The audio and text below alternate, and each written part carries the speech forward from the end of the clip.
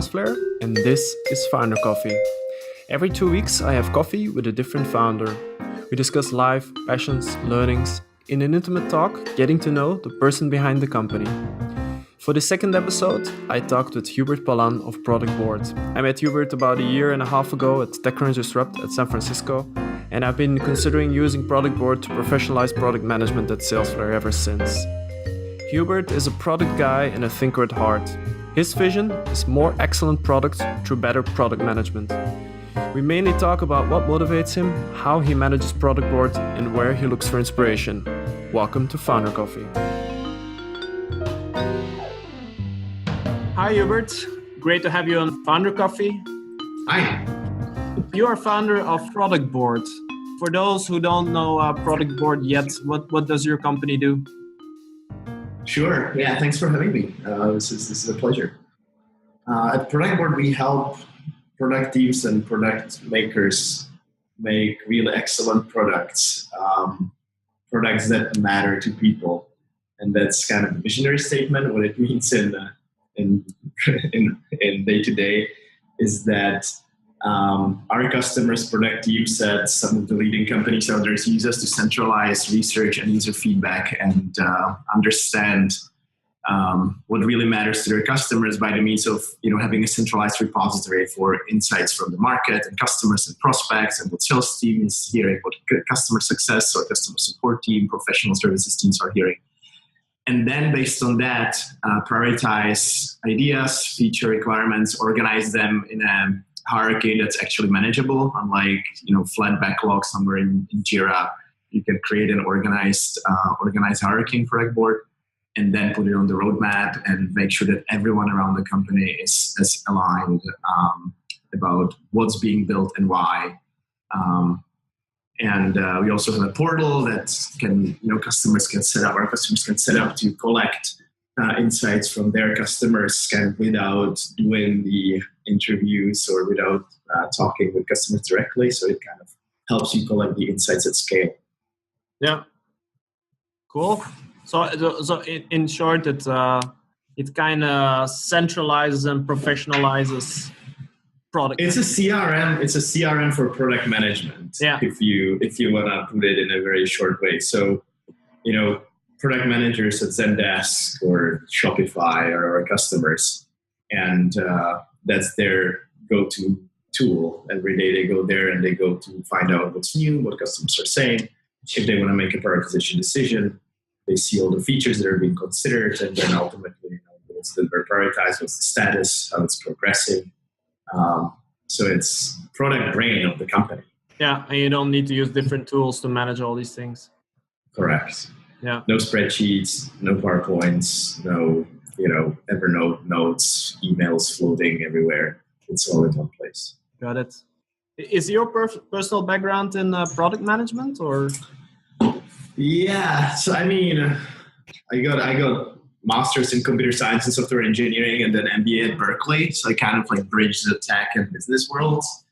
And I spent several years in kind of product management roles, first in consulting at Accenture in Prague. But then here after business school in the Valley, a couple of startups, and then at a company called Data, where I grew to be VP of products. And so that's the reason why Productboard exists, because I was a product manager myself and I kind of understood the pain. Yeah. And I figured, hey, let's change that. Yeah. Let's solve the pain. At what exact moment was it that you decided to start Productboard? What were you working on? Where were you? With whom? Sure. Yeah, you said you wanted to go personal and deeper, so let me start there, because I've always been inspired by people who create great products and really excellent products who resonate with people, not just on the functional level, not just on okay, this works well, but also on the emotional level, on the level where it actually invokes positive emotions. And so I read all the books and everything I could find on people like Steve Jobs, obviously, but also Phil Knight at Nike and Disney as a company, and even other CEOs of fast growing startups, and especially those that have some strong brand or have some emotional appeal.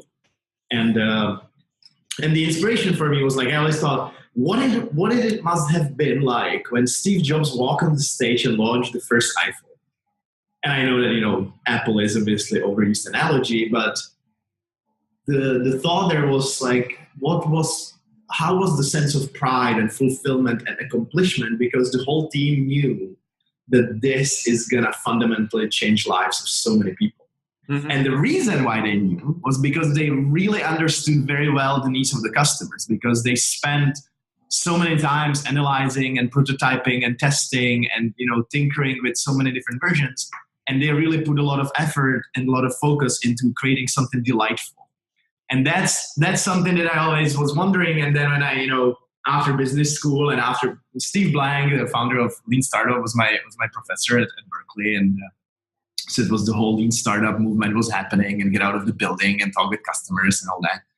And I got super excited, and then I kind of the reality hit here, and I started discovering what it's really like at many of the companies here, even in the heart of Silicon Valley. And I found that most companies are driven by sales, like, hey, we sold a deal, and there's a feature request, and let's just build it, whatever, or by engineering, where you're building stuff just because you think it's cool, but you don't really know whether someone needs it.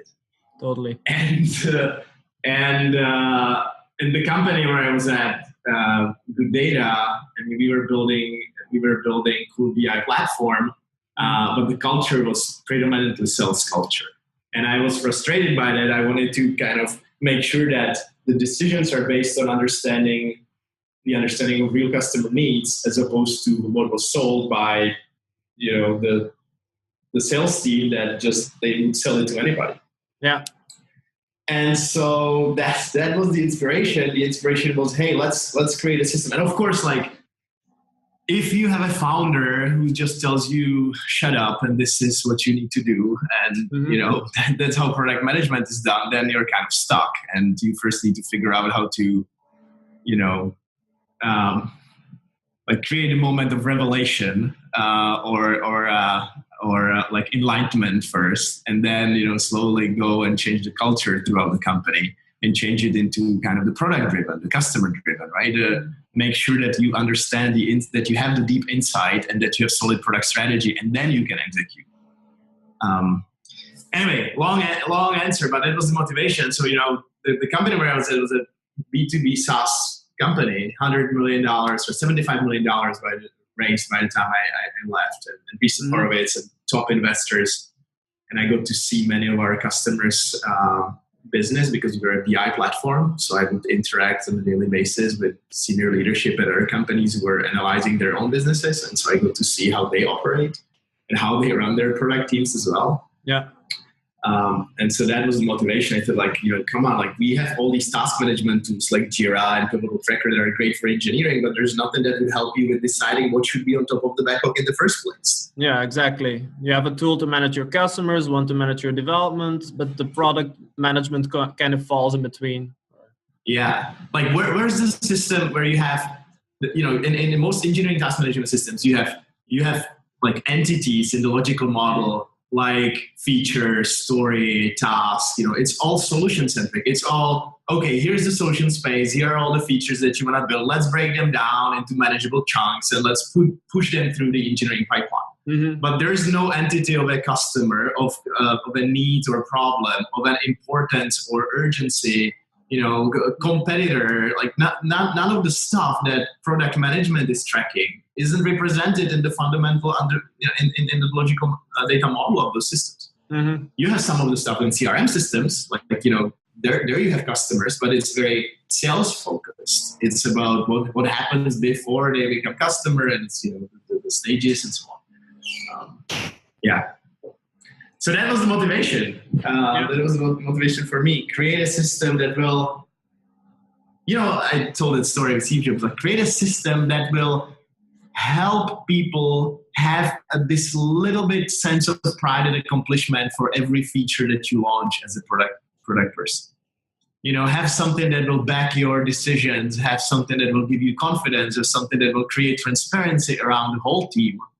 And I mean, look, like during the process of building products, people make decisions throughout the whole development lifecycle, product development lifecycle, from the initial research stages, and then design and testing and development and product marketing and the whole go-to-market.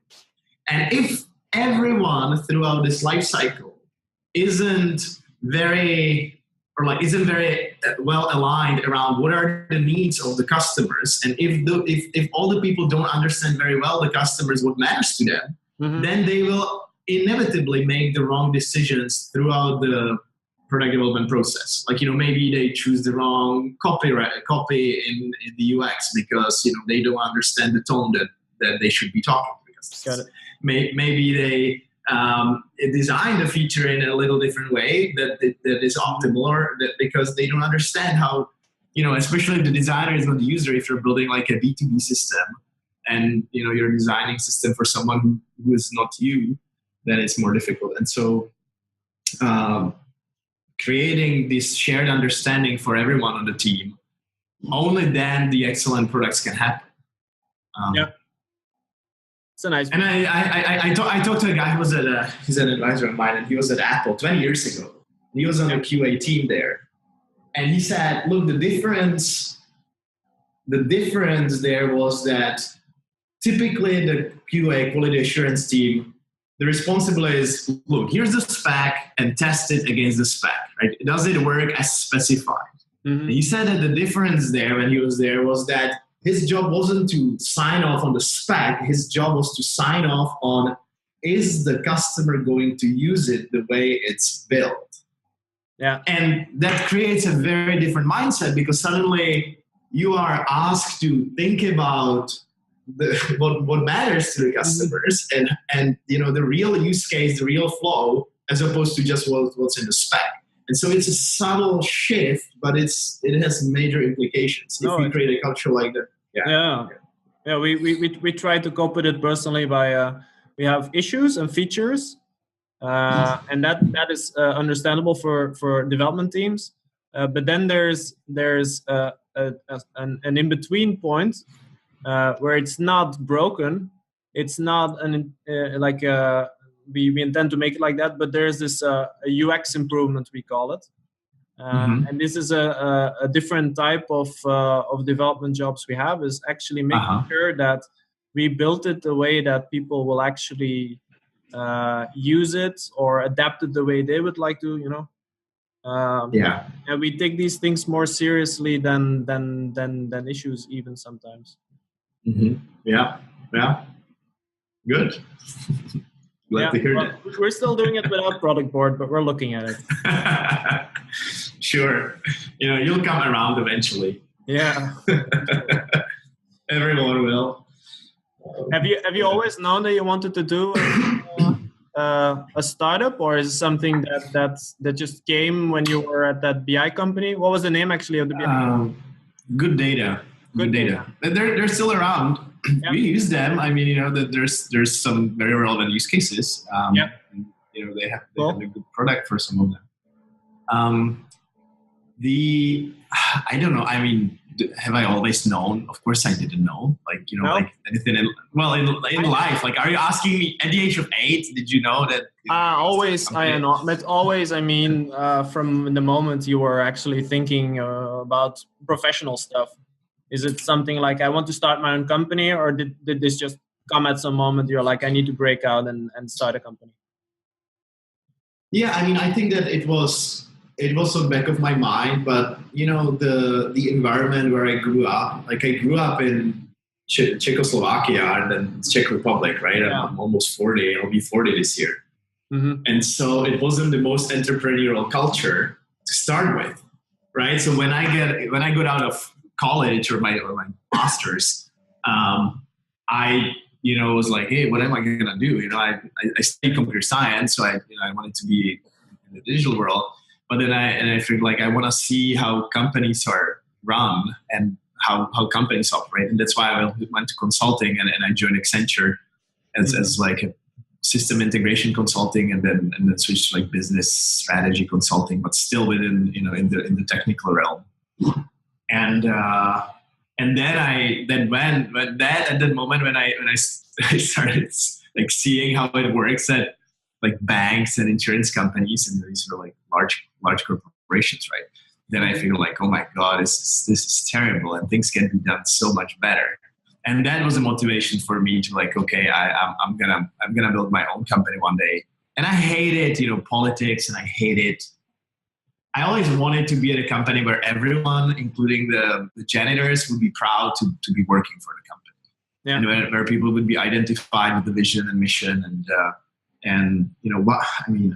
I never understood people who work at companies just for the money. Mm-hmm. It's like, why don't you go do something that you actually love and make money? Of course, like in our world, we're lucky in that sense that if you're an artist, it's harder, right, to make money doing what you love.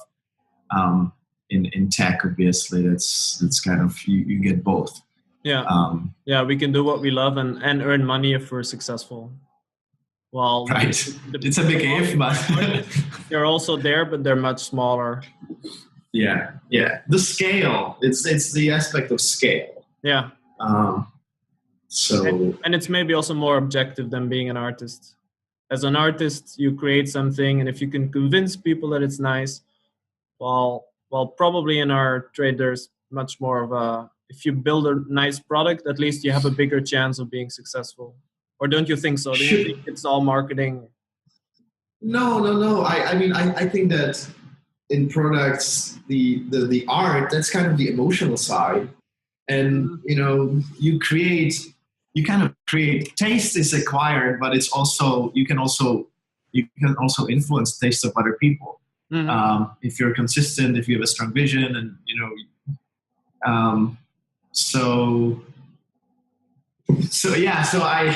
I like creating things that are practical, not just like both functional and emotional, that solve problems. And so that's why I love art and architecture and design just like as a discipline.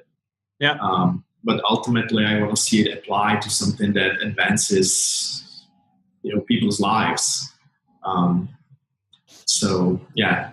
You started as a business consultant, and you like art and architecture. Is this something that comes from your family or parents, or? Yeah, probably. So now we're going really deep. My great grandfather was a diplomat, and he died in a concentration camp during the Nazi Germany. Mm-hmm. And then my mom was in marketing. Okay. She ran marketing for Hewlett Packard in Czech Republic, Slovakia, and then Olympus. And so I've always thought about the soft side of things more than your typical techie guy. And like empathy and emotions. In product management, I just think it's so important. And I talk to many product managers that are very analytical and kind of very, again, functional oriented. Let's solve the problem, but they're forgetting. And look at the companies around us. There's not that many companies, especially in Silicon Valley. I actually think that fast moving consumer good companies, the P&Gs and so on, they're much better in general in the discipline of product management, and they've been doing research and making sure that they understand the needs, and they've been thinking about emotions. But in the tech world, it hasn't been the case. Even brands like big successful companies like Salesforce, they have huge followership. But if I say Salesforce, does it make you feel warm and fuzzy or something? Like it's not like if I say Nike, you have an emotional reaction. If I say Apple, you have an emotional reaction. Zendesk had a great brand with the Buddha and kind of Zen, because that resonated so well with the customer support people, right? Where you're under stress and people complain unless your product is excellent or service. Yeah. But there's not that many. Intercom is doing a great job. It's like being human, but there's not that many companies like that. The kind of traditional brand emotional marketing in a good sense, in a good sense of in a good meaning of the word, hasn't been, you don't see it that much. It's okay. It's the functional benefits mostly. Yeah. Maybe that has a bit to do with the type of companies they're marketing to. If you like Salesforce, you market to enterprises. They find specs lists interesting. While small companies will go much more for the more consumer type kind of marketing, where you have emotions and not and ROI or something. Totally, I get it, and I of course you can say that in enterprise and in B2B, the customer is not the user, like the buyer is not the user, and therefore it's much more about functional requirements. And of course, it is the case if you're selling large enterprise deals, you're dealing with procurement people, and that's a different persona. At the same time, I think that the consumerization of the enterprise is happening. And like I just read this article just last week in HBR, Harvard Business Review. It was like a pyramid of needs, and you still have the emotional aspects high up, right? Like the sense of pride and showing others that you're competent and just like striving at your job and feeling amazing. It's important even in the enterprise, and I think that it's changing more and more. Mm-hmm. And you see it. The really in the long term, the user experience, I believe, is the only sustainable competitive advantage, because functional aspects can be copied and are being copied more and more and faster and faster. But the emotional piece, the appeal, how it makes you feel, and what you kind of believe in while you're using the tool, that's something that's much, much harder to copy. And look at Apple. That's been their play all along.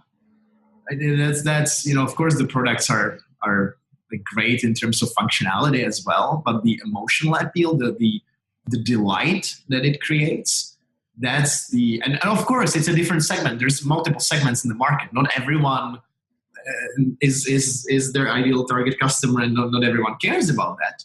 But for the segment that they go after, it matters a lot. And then, it's just you match the features, but you don't match the emotional appeal. And the people are not going to switch. Cool. Which other startup or founder do you look up to, and why is that? I mean, I mentioned the kind of the big guys, the big successful companies, because there's a long history of what you can study. And there's a history of what they did and how it turned out, and of course the hindsight is always 20/20, and you kind of forget the bad things, and maybe you connect the dots in a more idealistic way that it really happened. Yeah. But still, there's more to study. So that's why I mentioned companies like Nike, Apple, and even I mentioned Zendesk and Intercom. Yeah. That's inspiring. I mean, Intercom team is inspiring to me.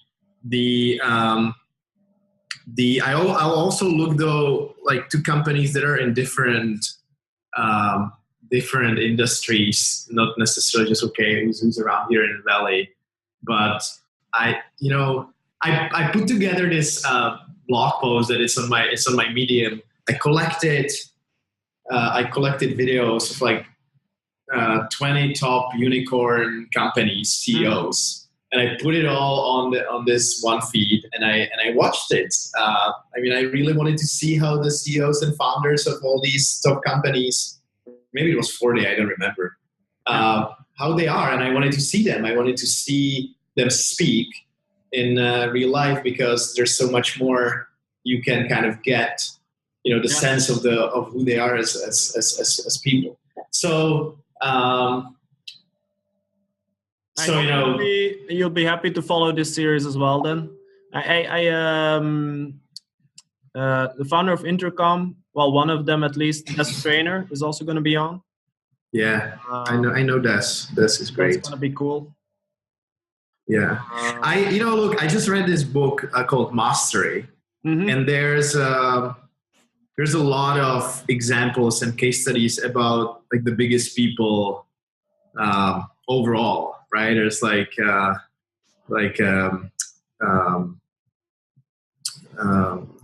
biggest inventors and like stories of like the biggest people of humanity, right? Like anyway, so I wanted to say that I look for examples of people that I know were amazing, and I spend more time studying them. And I obviously see founders around me who I think are real and good people.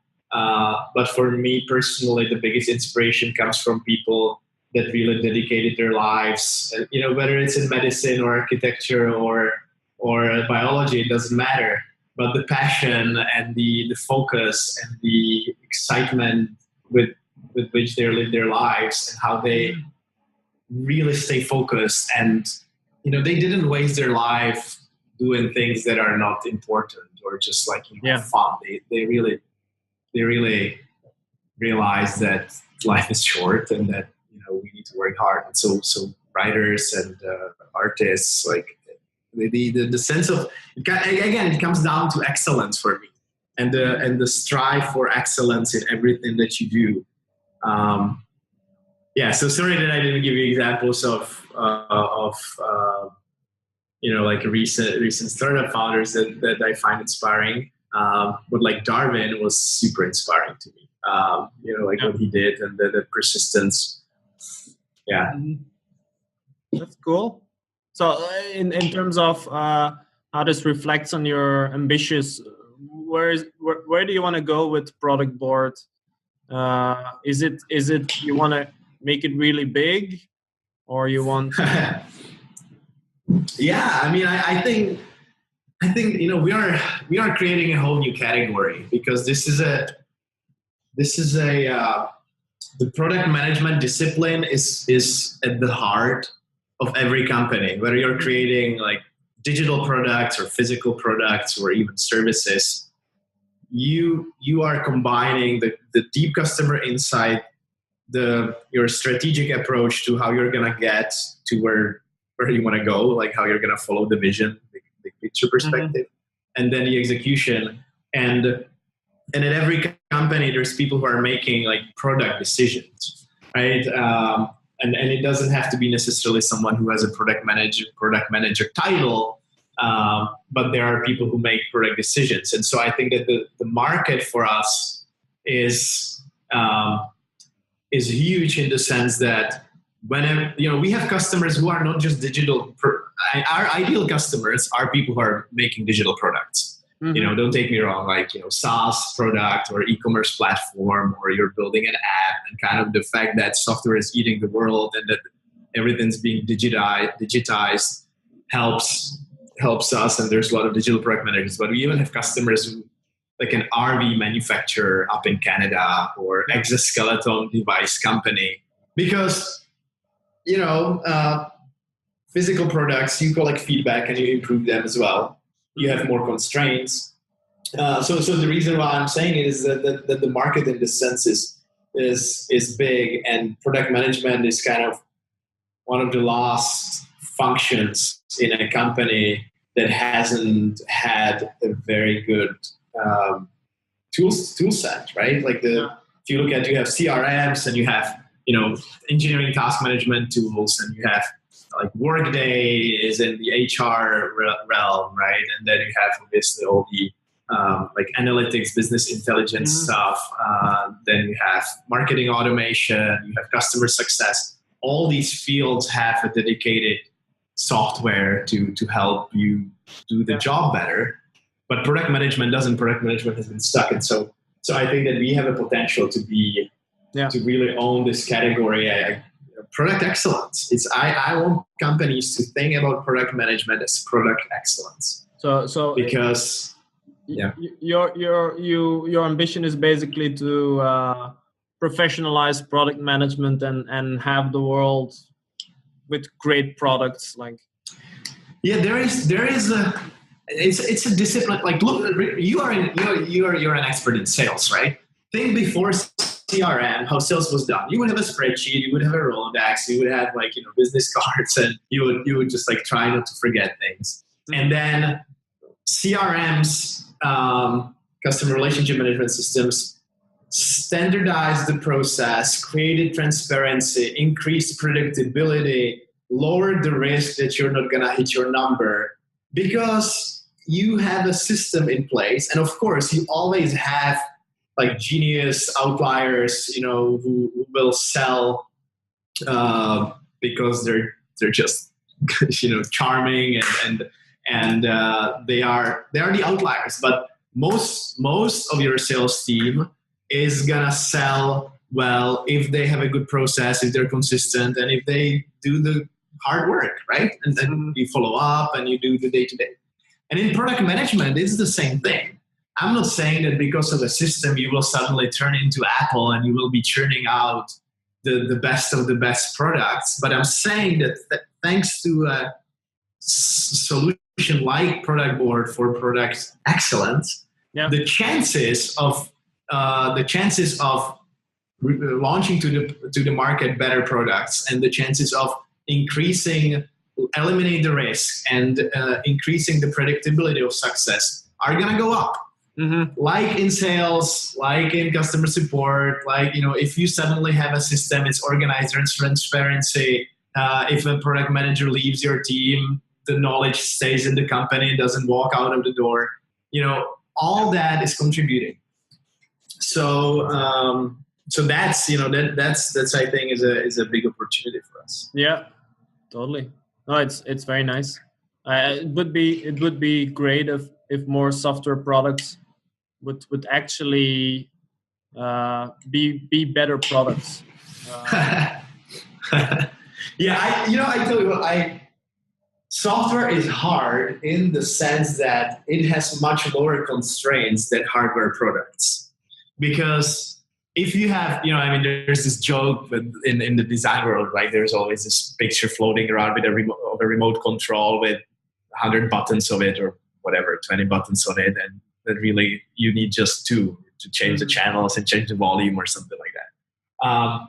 And so, of course, you can kind of screw up and you can create an overcomplicated product even in the physical world. But in the software world, you don't have the physical boundaries, and it feels easy and cheap to just shove another feature into the product and kind of think that's okay, not everyone will use it.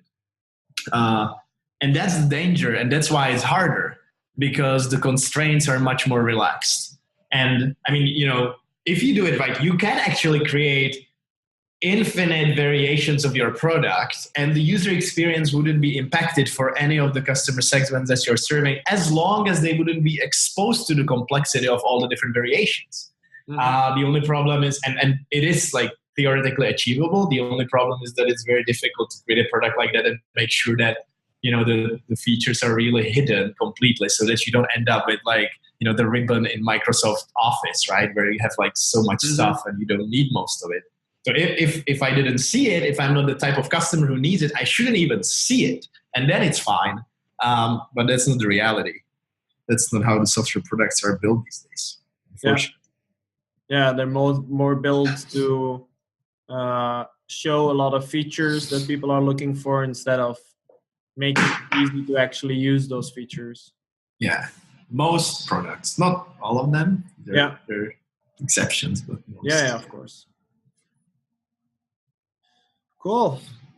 Do you think that if you win the lottery tomorrow, you'd still be working at Productboard? Or would you choose to do something else? It's a baby. And you know it as a founder. It's your baby. And you want to see it grow up. Mm-hmm. And so I want to see it grow up. If I win a lottery, I might raise less money from VCs and put the lottery winning into my company. But I really like what I'm doing. I believe in the vision. Cool. Maybe I wouldn't put all my money into. I actually, I read the previous interview that you did, and you guys talked about VC funding and all that. And I actually like the aspect of bringing VCs on, not just because of the money, but I believe that your chances of succeeding are higher if you share the success, and if you involve more people, and if you interest more people in your success. Mm-hmm. And I found the investors that I've had so far helpful in that regard, that more people are basically on your team, and more people are trying hard. And of course, like it's got trade-offs, and basically it's like you're losing control and all that. But the fact that more people are invested into your success, I think it's a huge deal. Yeah. Do you think they're really invested in your success? Are they not more invested in their overall portfolio than in specific cases? Well, I mean, their success is, of course, like they look at it from portfolio perspective. Mm-hmm. They need someone in the portfolio to succeed, and then the portfolio math works out, and they can deliver the ROI they promise to the investors. So Mm-hmm. that's obviously driving it. But that means that they want you to succeed because they want you to be the successful company in the portfolio. Mm-hmm. So I think that from that perspective, the incentives are aligned, and I don't see friction there. Yeah. Yeah. Okay. What is it that you're busy with right now? What keeps you up at night lately? Like, for the board? I sleep well. I kind of managed to get my life under control, and I managed to distance myself from the stress, which obviously there's huge business stress and so many things are happening at the same time. Mm-hmm. But I kind of told myself that if I'm gonna be worried about it, and if I'm gonna be stressed out, and like, don't take me wrong, I was so stressed, like in the early days of the company. There was so much pressure, right? And like everyone tells you you're nuts, like this is never gonna work. And then I was joked about it. It's like, you have a baby, you just had a new baby, and you're walking around and showing it to people, and some people say, "Oh my God, this is so beautiful, and congratulations, and I wish you lots of health," and so on. But with the early stage startup, unfortunately, there's more people who look at the baby and say, "Oh man, I'm sorry that the baby's so sick, and it's not looking good, right?" And so you kind of need to get over it. But right now, we're doing well and we're growing, and so that stress went away a little bit. And as I said, I managed to distance myself from the day to day, and I have a very strict schedule that I stick to. Like, I planned all my work time, family time, friend time. I have everything on my calendar, and I follow the schedule, and then I don't feel like not attending to my family or vice versa to my business, because I made the conscious decision how much time I'm going to dedicate to each. And of course, it's not ideal, right? Like, it's sometimes you need to break the rules, but it just gives me this confidence that, okay, I get up at 5 and I go for a run, and then I go to the office, and then I have mornings that I have meetings, and then in the afternoon I have like a block for our time. There's this great book called The One Thing that inspired me to do all this. And I have like an uninterrupted block of time for the most important thing that I'm working on every day. And then, I schedule time to wrap up and plan. And it really helped me. I've been doing it for several months now, and I love it. It made me. I think it's called The One Thing. And who is it written by? Any idea, or should I look it up? I don't remember it. Okay, I will look it up. So you get up at 5, you said? Yeah. Well, the book is Gary W. Keller and Jay Papasan, The One Thing. Okay. Because I'm here in San Francisco, and we are distributed, and so my team is in part of the team is in Prague, the Czech Republic, And so I need to have a overlap with Europe. And I mean, in SaaS business, like you have customers all around the world. So that kind of dictates my schedule. And so I basically decided I'm gonna get up. I'm gonna be on the early morning schedule, and then I'm gonna go to bed early. And I also have a 2-year-old baby boy, so you can't sleep in the morning anyway. Yeah, so you kind of align with the baby. Exactly. Yeah. At what time do you go to bed then? Do you sleep 8 hours or? I try to. Yeah. So like I shoot for 9. Oftentimes it's 10, but I shoot for 8 hours. I just think it's you're more productive.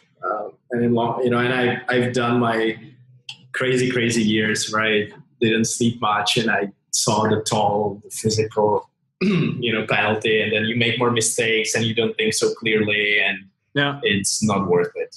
It's not worth it.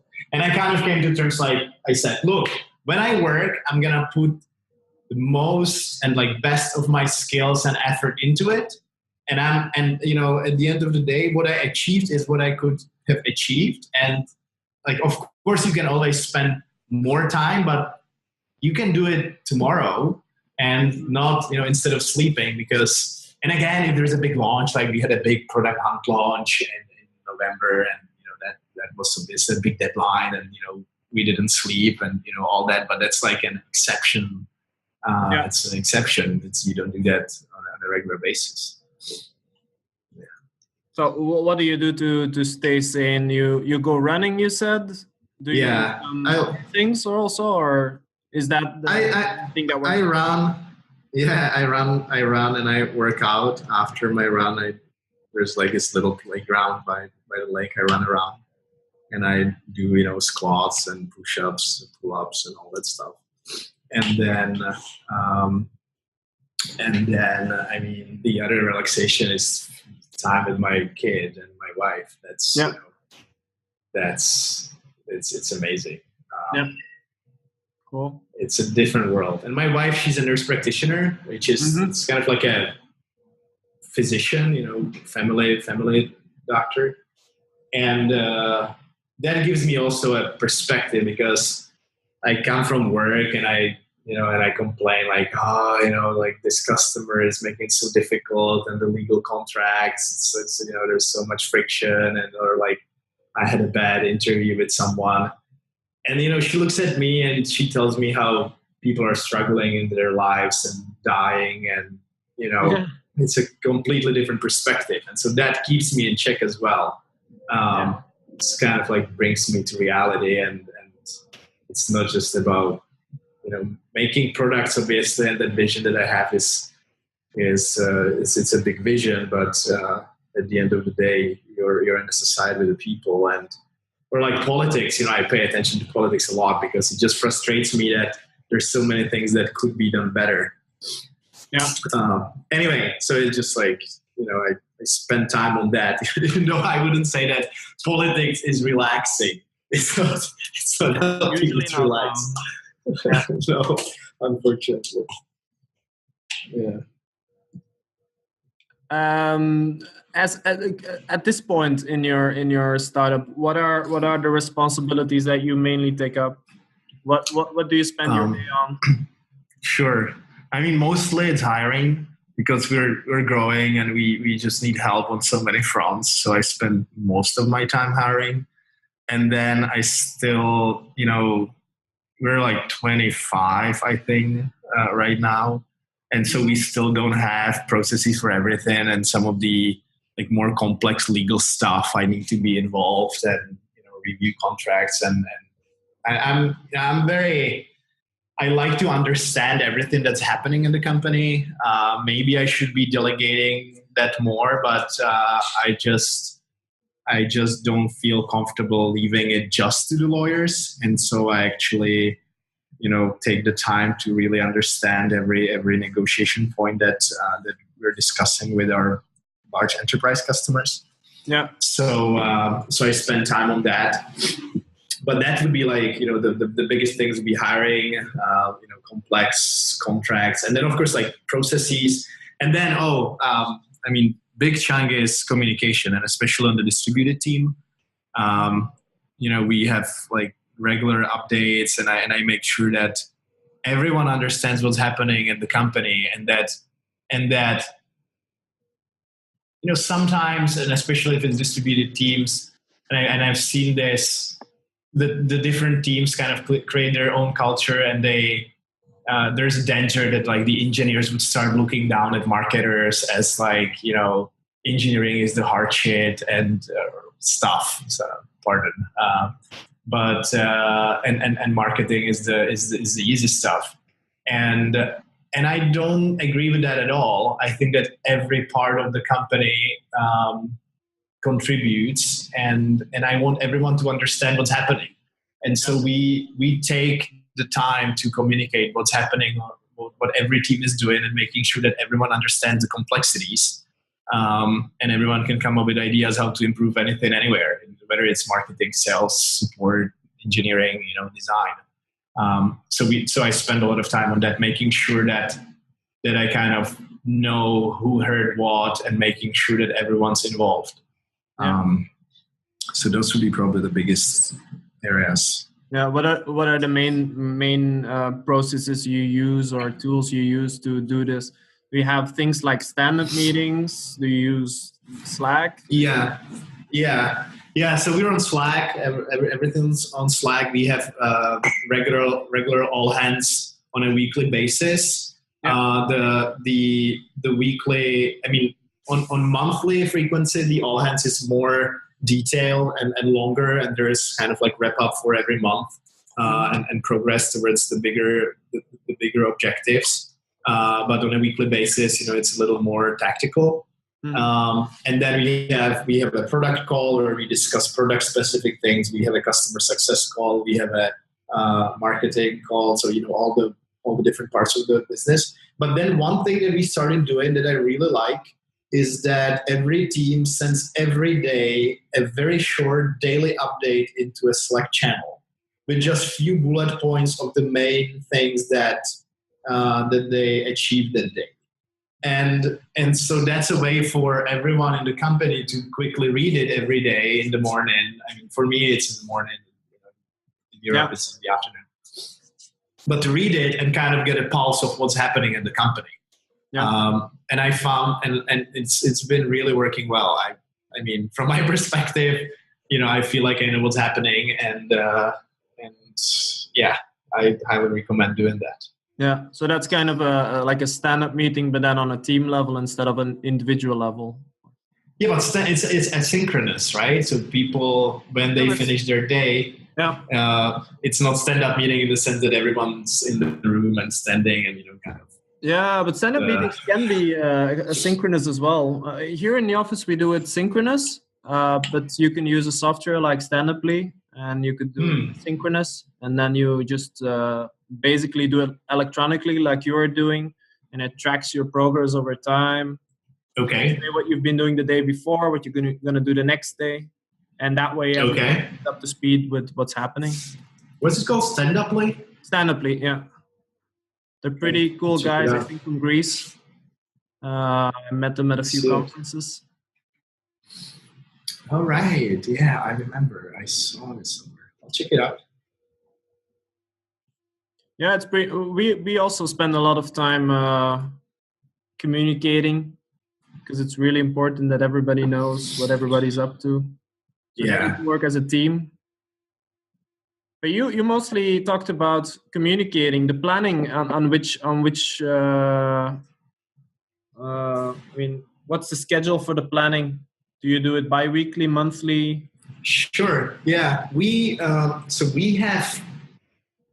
3 teams right now. This changes. So on big picture, we plan in 6-week cycles. Yep. And the 6-week cycle, we always set like big initiatives or objectives that we want to achieve. Mm-hmm. And then the different teams, each team has this one big objective, one big area of focus towards which we prioritize and then plan the tasks. And then, of course, along the line, there's always like a continuous stream running in parallel, like opportunistic picks. I call that initiative, which is something that, okay, maybe we'll prioritize something over like higher up, as long as it's aligned with the strategy and kind of the direction that we're going, but maybe you just like switch the order. So that goes into the prioritization. And then there's also bugs, and there's like, regulatory things, right? That's compliance and, now GDPR is happening. And so all that stuff is running, or something that's external, like a partner of ours is going to be doing a big launch and they need us to prepare something. So, and things often happen at the last minute. So that's something that we like then try to squeeze in, obviously. But the 6-week cycle, it's and then in Productboard, right? Like raising Productboard. So we have all the initiatives side by side in columns. It's like a matrix, right? So you have all the initiatives side by side, and then in rows you have all the tasks, all the features that we're working on, and you see which feature contributes to which initiative, and you see whether it's a must-have or should-have or nice-to-have. And then we also have next to it like columns with progress. And so you have this one big picture view of everything that's happening across all the teams. And it scales beautifully. Even if you had 10 teams, you can just have them side by side and you see it all in one place. Yeah. And you can filter it, and you can of course like slice and dice it the way you want. But that's how we run it. So everybody can see what everybody's up to. Yeah, absolutely. Yeah. So you're working in 3 locations, you said, or? Well, right now, technically, we have people in Prague, the Czech Republic, San Francisco, and Boston. Yeah. So why that's Boston? We just found a teammate who lives there, and she's great. Okay. So, she reached out to us, and she's in Boston. So that's the way it is. And some of I should add that right now, two of our developers are in Sri Lanka working remotely, and they're taking some time off as well, but otherwise they're working remotely, and it's kind of like the digital nomad approach. And it's not like they do it all the time, but as long as they commit and deliver, my attitude is I don't care where you are in the world. So is it different teams that are located in different places? Is development in Prague, customer service in? No. So I mean, when I said teams, we have now 3 teams. So that team is it's like product management, UX, and engineering together as one team. So and it's like cross-functional. Ideally, we would have also product marketing on all the teams, but that's a shared function right now. Mm-hmm. And then, so that's how I envision to grow the company. We might add a team like that here in the US, but it would again be the whole team: product management, engineering, and design all together. I've seen at my previous company, we had the separation was product management in the US and engineering, and some of the design or most of the design in Europe. Mm-hmm. And it's not optimal because you need a super short feedback loop within the team. And so I think Zendesk, they did it differently. They had the team. They still have, I believe, teams in Denmark, but they have a whole team there. Or like Intercom, when you talk with Des, you can ask him about it. Like they had like the onboarding or growth team, I think, here in San Francisco. And they had, product management and design and engineering together here. And then other teams like the platform team and, the other products that they have were co-located in Ireland, rather than separating it by role, co-locate people by teams. Yeah. Got it. So that's how we're going to do it as well. Yeah. And did you start off in Prague and then you moved to San Francisco, or No. I got here 10 years ago for my MBA at Berkeley, and then stayed afterwards. But I found a co-founder coincidentally. As how things are in life, right? I was a judge on this startup competition in Prague years ago, I met Daniel there. And then when I started looking for a co-founder, I wasn't sure where, like location wise, but I reached out to my network and he said, "Hey, I'm looking for a new opportunity. I would love to join you and work on this." Yeah. And it started like, I was still at Good Data then.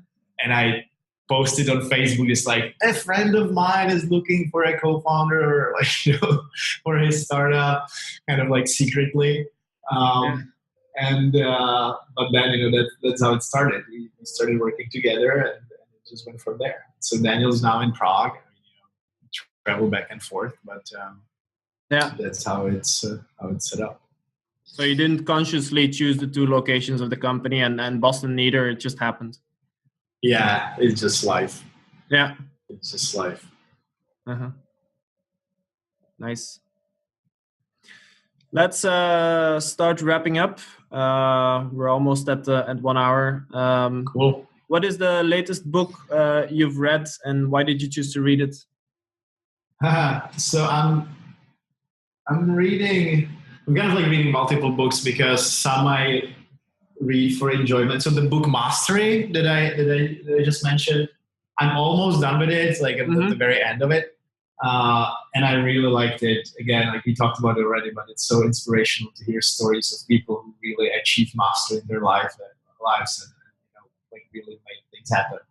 I read a lot of sales books recently.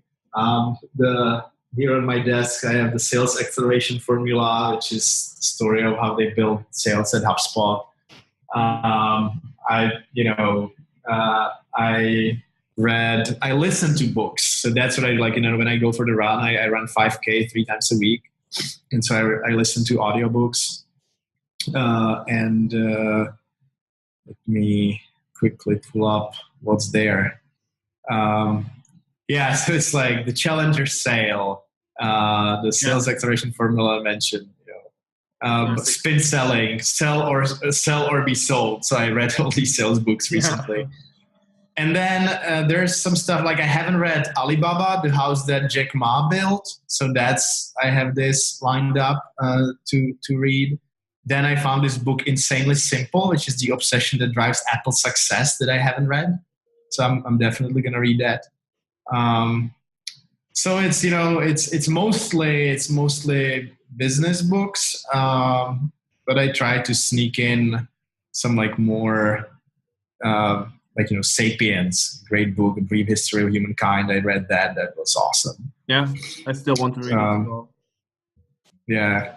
So design books, I bought this book. It's another book that I have on my desk. It's called 100 Things Every Designer Needs to Know About People. And I decided that I'm going to read now for 20 days, like 5 points every day. And then I'm going to get through it in 20 days.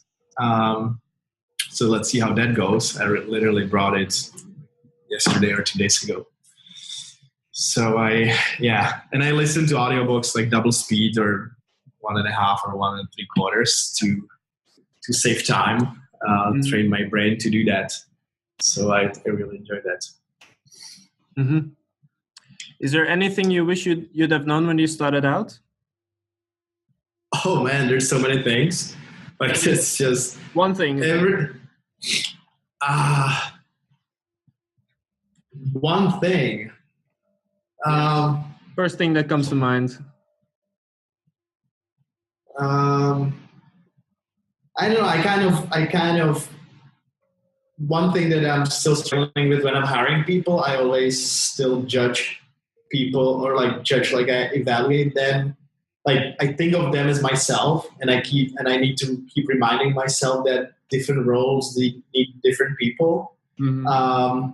And so I know that this is kind of like a vague thing, but this is like you asked me. So I have like 3 interviews after this call. Mm-hmm. And I'm hiring even like some very junior people right out of college. And I really need to remind myself what it was like when I was 23. Mm-hmm. And, everything was new to me because I tend to treat everyone as equal. And like my expectation is that people know that they have a lot of experience already. And I just like keep need to keep reminding myself, that it's not the case, and that that people are different in that sense. And so it's just like, you ask me, the first thing that comes to my mind is just like, because I'm right now in this hiring mode. No, it's good advice. Hiring is not an easy thing to do correctly. In terms of advice, also, what's the best piece of advice you ever got?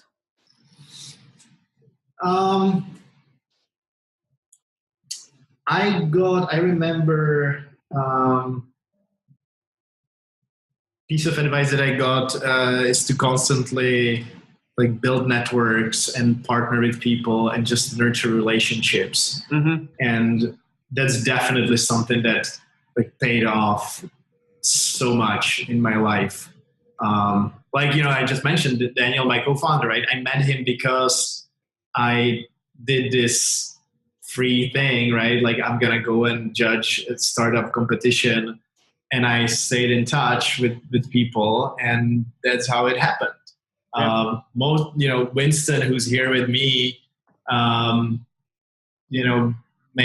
the company, we worked together in the previous company, and it's been great, and I stayed in touch.